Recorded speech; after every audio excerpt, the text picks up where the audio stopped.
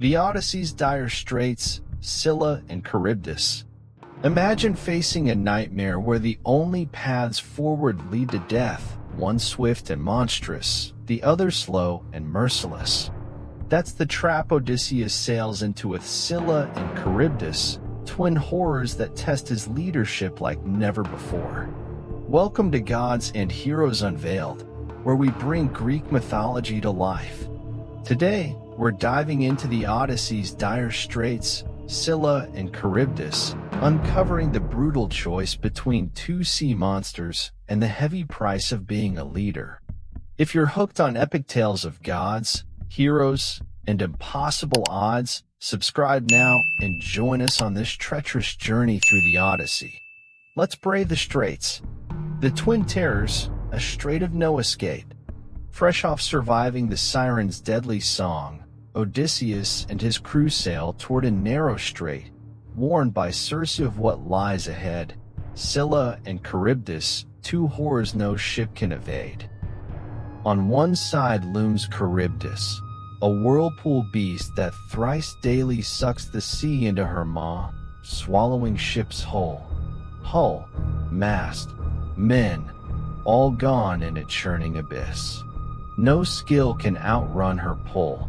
She's a force of nature, relentless and blind.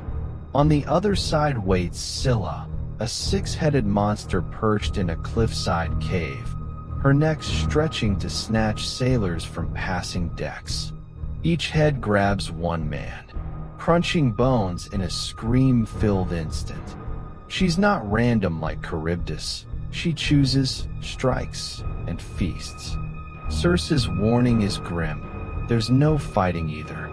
Try to battle Scylla, and she'll take more. Sail too close to Charybdis, and everyone drowns. The strait is a choke point, Poseidon's curse tightening its grip, offering no safe path. Odysseus's crew, already scarred by cyclopes and storms, senses the dread. Their single ship, all that remains of 12, carries their last hope of Ithaca. The choice falls to Odysseus. Not just as captain, but as the man they trust to cheat fate. Scylla's cave looms high, Charybdis's waves churn below, and the air thickens with fear. This isn't a test of strength or cunning alone. It's a gamble with lives, a moment where leadership means deciding who dies. As the strait narrows, Odysseus grips the helm, his mind wrestling with Circe's words. Loss is certain, but how much? The leader's choice, sacrificing the few. Odysseus faces an impossible decision. Risk total annihilation with Charybdis or sacrifice a few to Scylla's jaws. Circe advised steering closer to Scylla. 6 men lost is better than all. It's cold math, but Odysseus hesitates. These aren't numbers. They're comrades who fought at Troy, who trusted him through sirens and Circe. Yet, he knows Charybdis offers no mercy. Her whirlpool means death for everyone, Ithaca forever out of reach. He chooses Scylla, but keeps it secret. He doesn't tell his crew, fearing panic or mutiny. Instead, he orders them to row hard, hug the cliff, and ignore the cave above. To bolster their courage, he dons armor, grabs spears, and stands ready, as if he might fight Scylla himself. A futile gesture, but one that steadies trembling hands. As they enter the strait, Charybdis begins to roar, her vortex pulling at the ship. Odysseus barks commands, keeping the men focused on the oars. Then Scylla strikes. 6 heads dart down, swift as lightning, snatching 6 sailors. Men screaming his name as they're torn away, their bodies vanishing into the monster's maw. The ship sails through, battered but intact, Charybdis's pull avoided. Odysseus's choice saves the rest, but the screams echo in his ears, a wound deeper than any blade. His silence spared chaos but cost trust.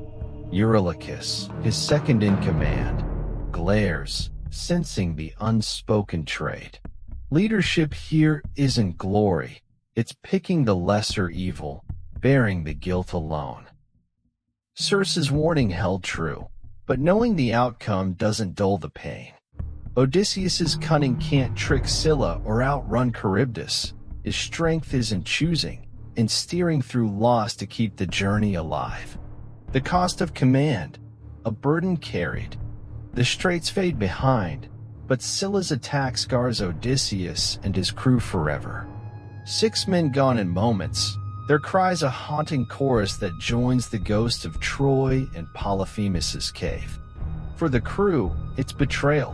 Why didn't Odysseus warn them? Suspicion festers. Eurylochus' doubts grow louder, sowing seeds of rebellion. They don't know he spared them Charybdis' doom, only that friends died while he stood armed and scathed. For Odysseus, the cost is heavier. Leadership, once his pride, now feels like a curse. He saw Scylla's head strike, heard his men beg for him, powerless to save them. This wasn't a Cyclops he could blind or a siren he could outwit. It was a choice, and he paid with lives. Poseidon's wrath weaves through it all, the strait a cruel stage for the sea god's vendetta. The loss erodes morale. The crew, once loyal, edges toward despair, their faith in Ithaca waning. Odysseus carries the weight alone, his silence a shield for their sanity but a chain on his soul. Yet, this ordeal shapes the Odyssey. It strips the hero's sheen, showing a man wrestling with duty over heart. Scylla and Charybdis aren't just monsters. They're mirrors, reflecting the price of command. His choice keeps the ship afloat, the quest alive, but each loss dims the homecoming's light. Penelope, Telemachus. They're farther now, not just in miles but in hope. The Straits mark a turning point. Odysseus, the cunning trickster, becomes a leader forged in sacrifice, his path to Ithaca paved with grief. Outro, a price paid in blood. Scylla and Charybdis force Odysseus into a brutal choice: 6 lives or all, revealing the crushing cost of leadership. His decision saves the ship but breaks bonds, leaving scars that haunt the journey ahead. What's next for this burdened hero? Subscribe to Gods and Heroes Unveiled to find out. Don't miss a single twist. Tell me below, could you make Odysseus' choice, or would you risk Charybdis? Let's keep this epic alive together.